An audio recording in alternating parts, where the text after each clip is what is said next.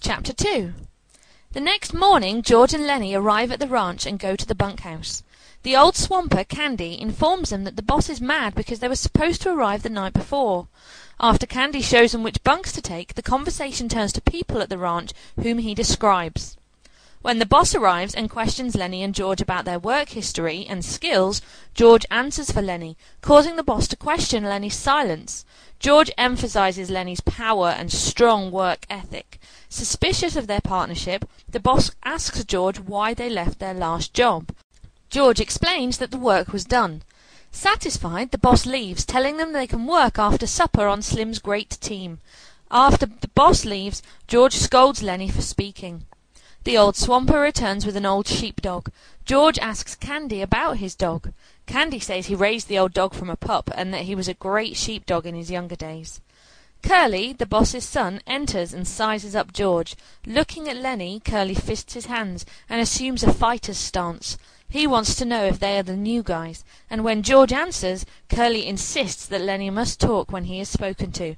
Lenny repeats George's answer softly. Satisfied, Curly leaves to go and look for his father. With Curly gone, Candy explains that Curly used to be a lightweight fighter, and now he hates big guys and picks fights with them. If that weren't bad enough, according to Candy, Curly has gotten much worse since his marriage 2 weeks earlier. Candy relates that Curly's wife is pretty, but she's got the eye, and she flirts with Slim and Carlson. Candy leaves, and George tells Lenny to stay away from Curly, and not to speak to him. However, George says if Curly punches Lenny, Lenny is to let him have it. Then George reminds Lenny of the place by the river where he is to go in case of trouble. Shortly after, Curly's wife comes into the bunkhouse, claiming to be looking for Curly.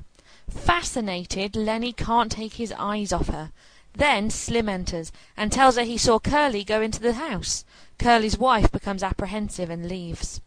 When George says that Curly's wife seems like a tramp, Lenny responds that he thinks she is purty, causing George to warn Lenny to keep away from her, just like he's supposed to keep away from Curly.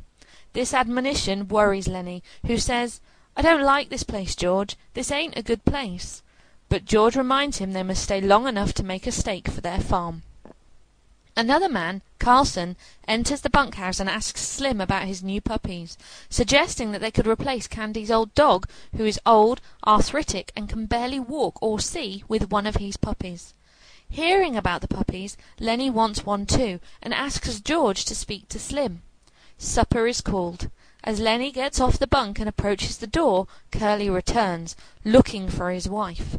George tells him that she was there looking for Curly. George is afraid he will get tangled up with Curly himself as they all leave for supper.